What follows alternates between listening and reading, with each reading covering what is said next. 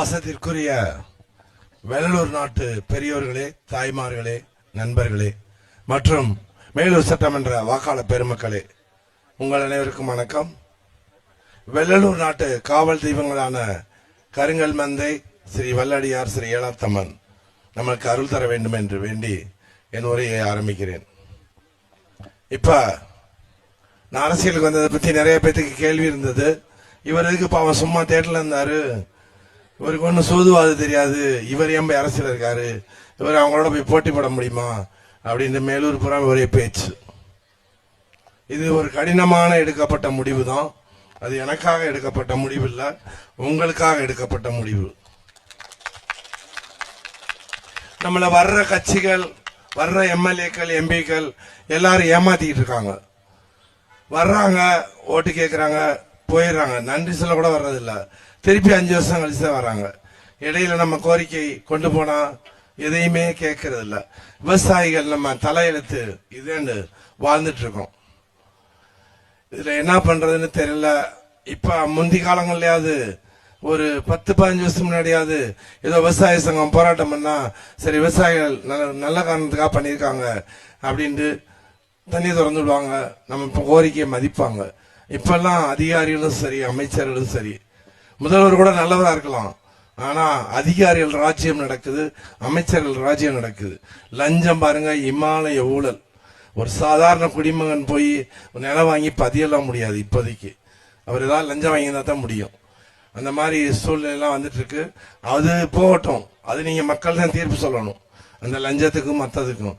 எனக்கு விவசாயிகள் பிரச்சனைக்கு வரேன். நான் மேலூர்ல நம்ம கூட்டினா 20,000 பேர் 10,000 பேர் கடை அடைக்கிறாங்க, எல்லாம் செய்யறாங்க. நம்ம சங்கத்துக்கே மதிப்பு இல்ல. அலங்காலும் சக்கரை திறக்க சொல்லி போராட்டம் பண்ணோம் 9 வருஷமா. எந்த போராட்டத்தையும் சரி சாய்க்கல. அவங்க நம்மளை கேலி பண்றாங்க, அவமானப்படுத்துறாங்க, திட்டுறாங்க.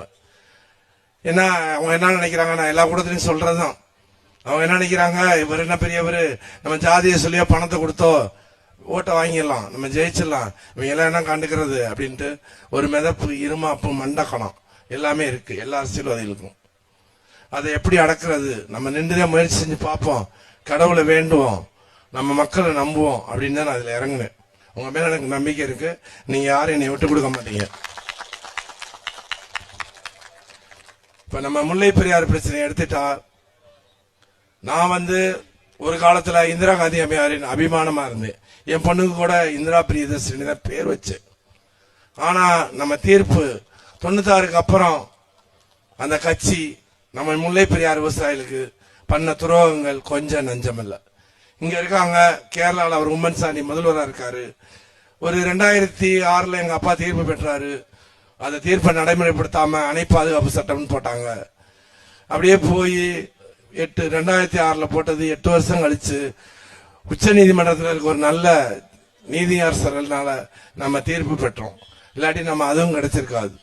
அதுல இங்க இருக்க காங்கிரஸ்காரங்க போய் அங்க சொல்லி இருக்கலாம், அந்த அணை 1% வீக்கா இருந்தாலும் நிபுணர்கள் கண்டிப்பா கொடுத்திருப்பாங்க, அது சரியில்லைன்ட்டு. எத்தனையோ கமிட்டி போட்டு பார்த்துட்டாங்க.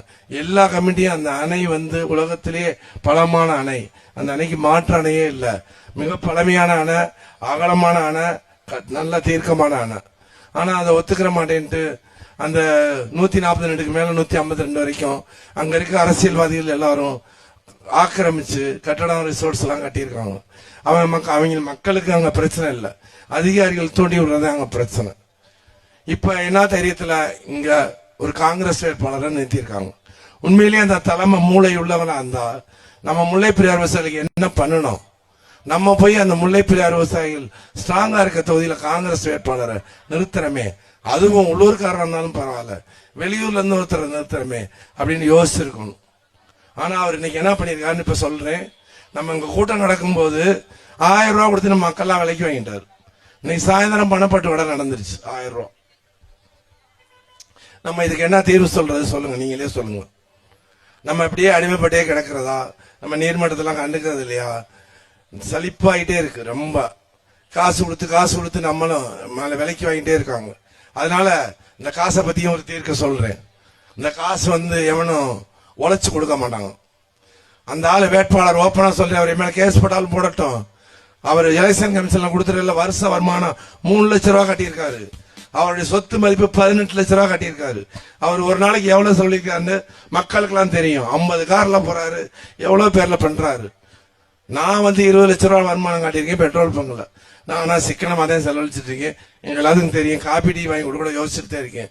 ஏன்னா நான் ஆட்டையும் டொனேஷன் கூட நிறைய பேர் கொடுக்க வந்தாங்க. தயவு செஞ்சு அதை விட்டுருங்க. எங்க அப்பா எதா இருந்தாலும் நம்ம காசு எடுத்து செலவழிப்பா, அடுத்தவங்க காசுலாம் வாங்காத, வாங்கினா தப்பாயிரும் அப்படின்னு சொல்லுவாரு. அவர் எதையுமே உழைச்சுதான் சம்பாதிக்கணும்னு கத்துக் கொடுப்பாரு. சின்ன வயசுல இந்த பரிசீட்டு மாதிரி கிழிச்சா சீப்பு அதெல்லாம் விழுகும். அப்ப போய் நான் ஒரு தடவை கிழிச்சிட்டேன். அடின்னு அடிச்சிட்டாரு என்னைய. உழைக்காம திருடுறது எதுவும் திருட்டுதான். அதனால நீ உழைப்ப நம்பு, உழைப்ப வேற எதுவுமே கிடையாது. இன்னைக்கு வரைக்கும் நானும் என் குடும்பத்திலையும் அதை எல்லாரும் ஃபாலோ பண்ணிட்டு இருக்கோம். சிம்பிளான வாழ்க்கை தான் வாழ்ந்துட்டு இருக்கோம். இப்ப நம்ம இந்த பணம் 1000 ரூபாய், அது 5 வருஷத்துக்கு வகுத்தா ஒரு நாளைக்கு 60 காசு 70 காசு. அந்த பணம் நம்மளுக்கு வேணுமான்னு அப்புறம் யோசிக்கிறீங்க.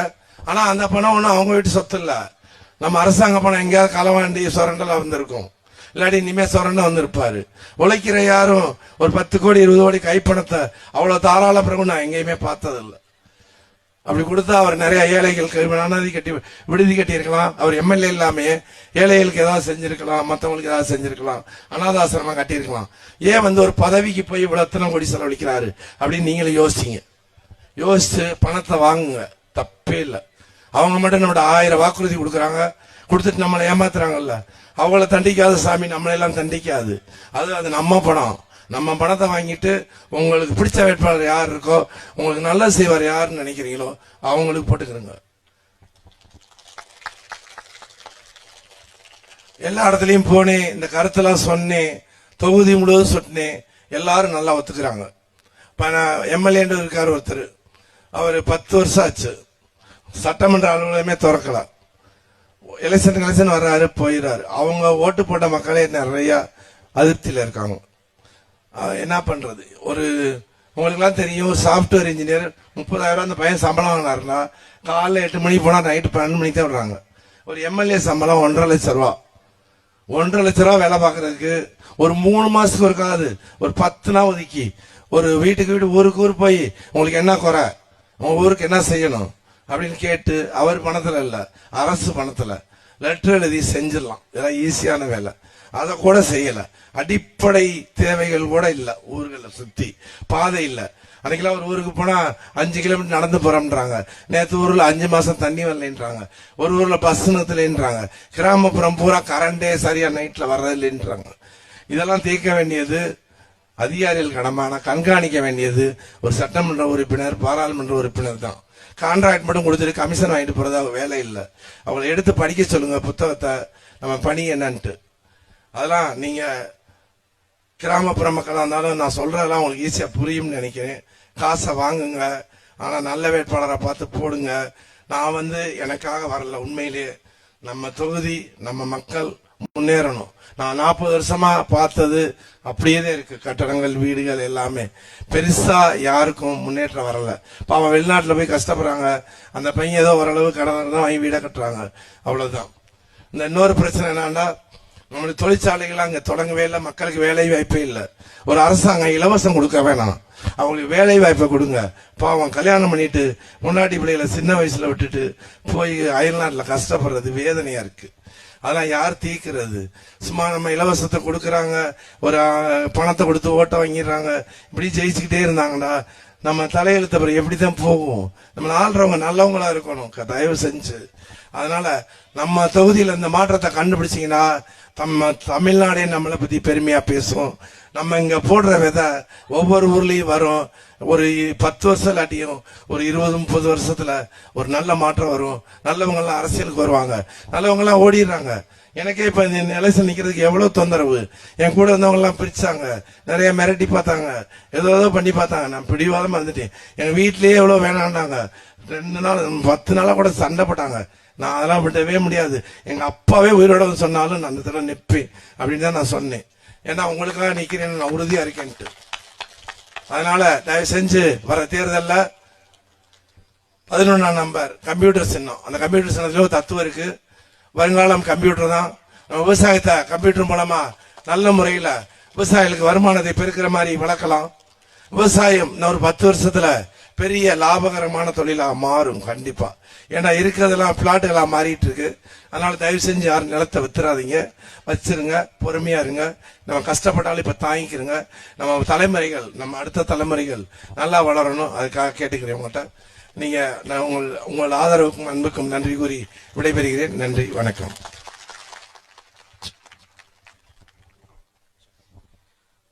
வாக்களிப்பீர் கம்ப்யூட்டர் சின்னம், ஆதரிப்பீர் கம்ப்யூட்டர் சின்னம் என அன்போடு கேட்டு நம்முடைய வெற்றி வேட்பாளர் ஐயா திரு எம் முருகன் அவர்கள் என்றென்றும் உங்களுக்காக உழைக்க தயாராக இருக்கிறார். அவர்களுக்கு அந்த கம்ப்யூட்டர் சின்னத்திலே வாக்குகளை தந்து ஐயா அவர்களை அமோக வெற்றி பெற செய்ய வேண்டுமாய் அன்போடு கேட்டு ஒரு சிறப்பான விருப்ப பாடலையும் நம்முடைய ஊர் சார்பாக கேட்டிருக்கிறார்கள். ஆமா, அந்த பாடலை உங்களுக்கு வழங்குவதற்கு முன்னதாக எனக்கு எதுக்காக இந்த மாதிரி நிகழ்ச்சியெல்லாம் வைக்கிறேன்டா, நிறைய பேரை சேர்ந்து பார்க்க முடியும் அப்படின்ற ஒரு வாய்ப்புக்காகத்தான். நமக்கு இந்த கருத்தெல்லாம் சொன்னோம்ல, இது ஒரு 500 பேர் 1000 பேர், நீங்க ஒரு 1000 பேர்ட்ட சொல்லுவீங்க. நான் சுயேட்சை வேட்பாளர், எனக்கு ஊருக்கு ஒரு ஆள் கிடையாது, நம்ம சொந்தக்காரங்க தெரிஞ்சவங்க. எல்லாத்திலையும் போய் நான் விலைக்கு சொல்ல ரொம்ப நேரம் ஆகும், புரியுறது கஷ்டமா இருக்கும். அப்படின்றத இந்த நிகழ்ச்சி. அதனால இந்த நிகழ்ச்சி வச்சு, இந்த நிகழ்ச்சி நிறைய பேரை கூப்பிட்டோம். நிறைய பேர் அரசியல் அழுத்த காரணமாக வரல. தம்பி மட்டும் செந்தில் கணேசன், ராஜலட்சுமி அவங்களும் நம்மளுக்காக வந்தாங்க. அவங்களுக்கு உங்கள் சார்பில் என் சார்பில் நன்றியை தெரிவிச்சுக்கிறேன். நான் என்னோட கடைசியா சொல்லிக்கிறேன், நான் ஓட்டுக்கு காசுலாம் தரமாட்டேன், உங்களுக்கு நல்ல சேவையை மட்டும் செய்ய முடியும், அது உறுதி. நன்றி. நமது வெற்றி வேட்பாளர் அண்ணன் முருகன் அவர்களுக்கு கம்ப்யூட்டர் சின்னத்தில் வாக்களிப்பீங்களா? எல்லாம் சேர்ந்து நல்லா சேர்ந்து ஒரு ஓட் போடுங்க. சிறப்பு.